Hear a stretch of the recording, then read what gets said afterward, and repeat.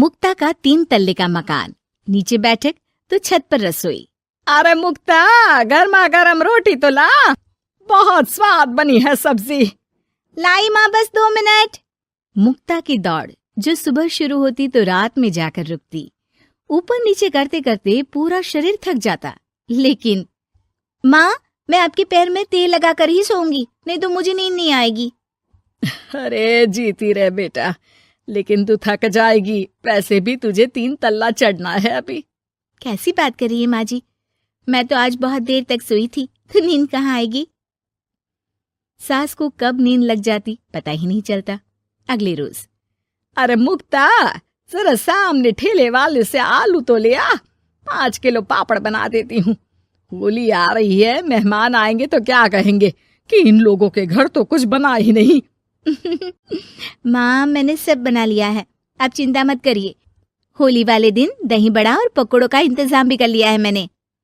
सास को लगता है जैसे उसे न जाने कितनी गुणी और अच्छी बहू मिल गई। एक दिन मुक्ता की बुआ सास उन लोगों के घर आती है।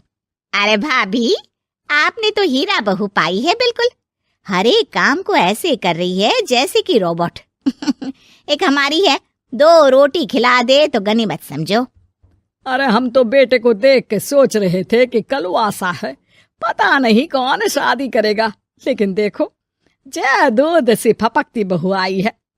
हाँ भाभी, आप तो लक्की हो, लक्की। तभी वहां मुक्ता आ जाती है। क्या बुआ, काहे की लकी, देखो ना कैसा शरीर फूला जा रहा है।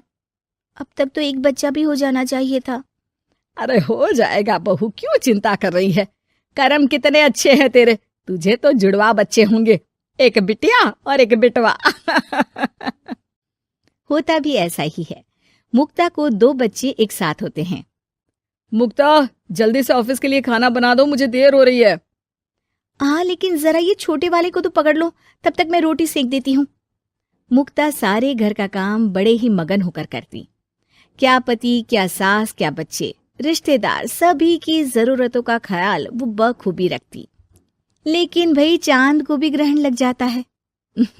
वैसे ही मुक्ता को भी एक दिन लग जाती है किसी की नजर। दूर के रिश्ते की चाची कहती है, और बहन जी, आपकी बहू तो फुर्ती से काम करती है, बच्चा होने के बाद भी सारा दिन लगी रहती है। इसके हाथ का खाना भी इतना टेस्टी है, लगता है जैसे होटल का खा रहे। बस फिर क्या था, वो तो चली जाती है, लेकिन लग जाती है नजर मुक्ता को। शाम के वक्त, मुक्ता, कहाँ है बहू? हाँ माँ जी, बोलिए, क्या हो गया? बच्चे को सुला रही हूँ। अरे बेटा, जरा चाय तो पिला दे। हाँ हाँ, जरूर बना लीजिए, मुझे कमरे में ही दे देना माँ जी, बहुत थकान लग रही है। थकान है? भगवान, ये क्या बोल रही है, इसके मुंह से तो ये शब्द मैंने आज तक नहीं सुना। अगली सुबह, अरे मुक्ता, आज खाने का डब्बा इतना हल्का क्यों है? वो इसलिए क्योंकि मैंने सिर्फ रोटी और दाल बनाई है। अरे लेकिन मुक्ता, मैं तो नाश्ता, दिन का खाना, फिर शाम का स्नैक्स, फ्रूट, सलाद, ये सब लेकर जाता हूँ। कहाँ है ये सब? अरे कैसी बात कर रहे हैं आप, इतना सारा खाना तो मैं 4 दिन में नहीं खाती, जितना आप 1 दिन में बनाने की बात कर रहे हैं। ना जी ना, मुन्ने के साथ जितना हो पाएगा उतना ही करूंगी मैं। मुक्ता की बात सुनकर पति हैरान रह जाता है। तभी वहां बुआ सास आ जाती है। अरे मुक्ता, मेरे नाती का जन्मदिन है, भूल गई क्या? आज शाम को आना, और मुक्ता थोड़ा जल्दी आ जाना, मेरी बहू का हाथ बटा देना।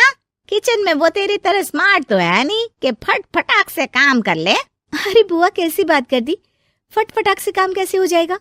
हम बहुएं हैं, रजनीकांत नहीं। बुआ देखो, आप काम के लिए पास के लल्लू हलवाई की बीवी को बुला लो, वो मदद कर देंगी, मैं तो नहीं आ पाऊंगी। बुआ सास को समझ में नहीं आता कि ये वो मुक्ता है जो 50 लोगों का खाना बनाकर भी चेहरे की चमक खोने नहीं देती थी। वही मुक्ता भी अपने कमरे में जाकर बिस्तर पर बैठ जाती है कि सास की आवाज आती है। मुक्ता, क्या हो गया बेटा, आज दोपहर के खाने की तैयारी नहीं करनी क्या? अरे माँ जी, अब नहीं होता मुझसे 3 तल्ले में ऊपर नीचे करना, आप लोग रसोई को ऊपर ही ले आओ। अरे पैरों में इतना दर्द होता है कि बता नहीं सकती। अरे लेकिन तू तो बोलती थी कि इससे तू फिट रहती है। अरे काहे के फिट माँ जी, हालत खराब हो रखी है। कौन ऐसा मकान बनवाता है कि जहाँ सोने का कमरा अमेरिका में है तो खाने का लंदन में। अरे रसोई बनानी है तो जाओ अफ्रीका। ना जी ना, मुझसे नहीं होगा इस घर का काम। मुक्ता की बदली हरकत किसी को समझ में नहीं आ रही थी।